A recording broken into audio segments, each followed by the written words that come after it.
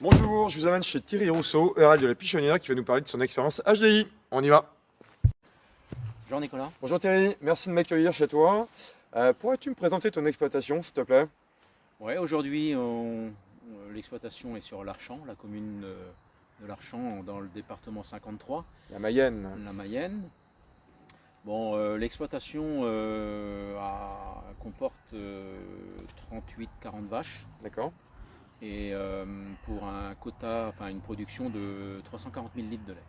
D'accord, donc ça fait un bon niveau quand même de production là. Ouais, ça fait un niveau de 10 500 litres en brut. D'accord, Ouais. Bon, la surface c'est 44 hectares.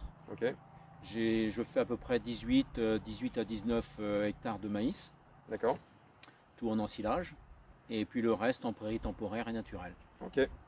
Et quelles sont tes contraintes et objectifs sur l'exploitation en général, au niveau de l'élevage notamment? Au élevage, mes objectifs surtout, c'est d'avoir le plus de lait par vache, pour éviter le temps de traite et le temps de travail. Parce Je que suis tout seul. tu es seul, Oui, je d'accord. suis tout seul sur mon exploitation. Donc tu dois optimiser. Je veux optimiser au maximum.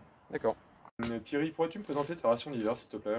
Et 13-14 kg de matière sèche de maïs, 2 kg de matière sèche d'herbe, et avec 3,5 kg maximum de soja colza et 2 kg de vache laitière donnée en salle de traite. D'accord. Et ta ration d'été elle ressemble à ça ou elle est différente? On a toujours du maïs toute l'année. J'en garde un tout petit peu dans la ration et quand j'arrive début mai où l'herbe se fait un peu plus rare, où il y a besoin de faucher, je me retrouve avec 50-50, 50% de maïs, 50% d'herbe. D'accord. Et entre la ration d'été et d'hiver, c'est le même tas de maïs ou tu as deux silos différents? Alors l'hiver, j'ai un gros silo. Mhm. Et l'été, j'ai un plus petit silo pour avoir un meilleur avancement, pour avoir une qualité toujours bonne. D'accord. D'accord. Ça disponible. avance plus. Oui. Ta ration d'été et d'hiver, donc tu utilises pas mal de maïs. Peux-tu me dire ce que tu utilises comme variété de maïs?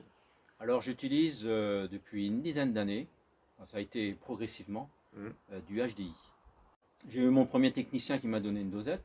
Mhm. Je l'ai essayé, j'ai trouvé que l'aspect végétatif était beau. Mhm. Je me suis dit, ben, pourquoi pas.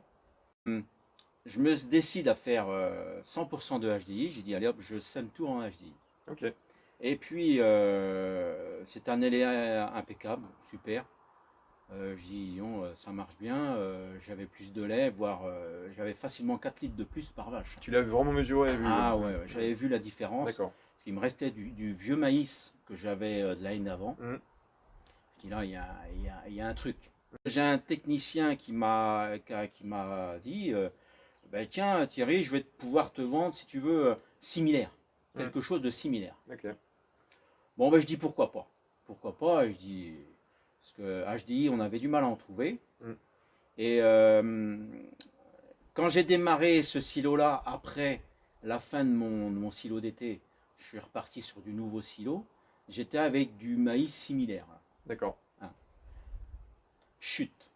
Également. Chute également. D'accord. Et j'ai dit là, il y a un problème. Je dis, bon. Il n'y a pas d'hasard, hein. Tu t'es Et dit à un puis, moment ouais, donné. voilà. Alors, mes 2 hectares, au bout d'un mois, mes 2 hectares sont mangés. Et après, je me suis retrouvé mais vraiment avec une production. Je dis, c'est fini, je ne bricole plus. Je reste sur du HDI. Et depuis ce temps-là, Et tu fais que de depuis, l'HDI je tous les fais ans. que du HDI. Thierry, si tu devais conseiller un HDI à tes collègues éleveurs, qu'est-ce que tu leur dirais? Je leur dirais déjà ma production. Hein.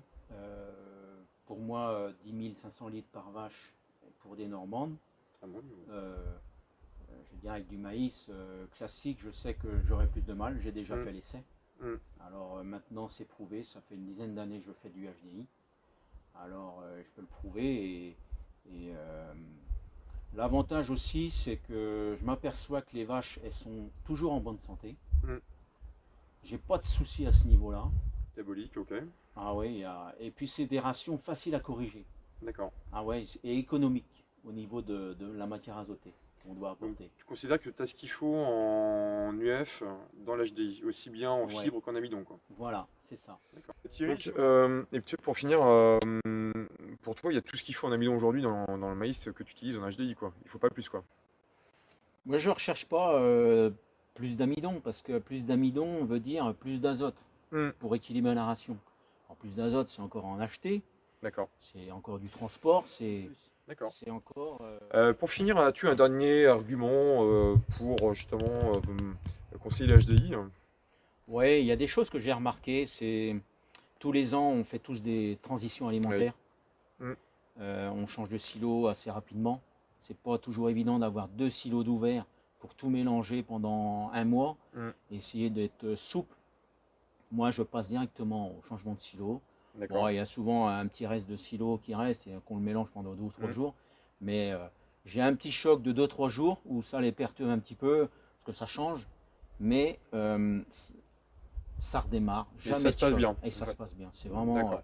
de ce côté-là. Mais je pense que c'est le fait que ça soit plus facile à digérer, Mm.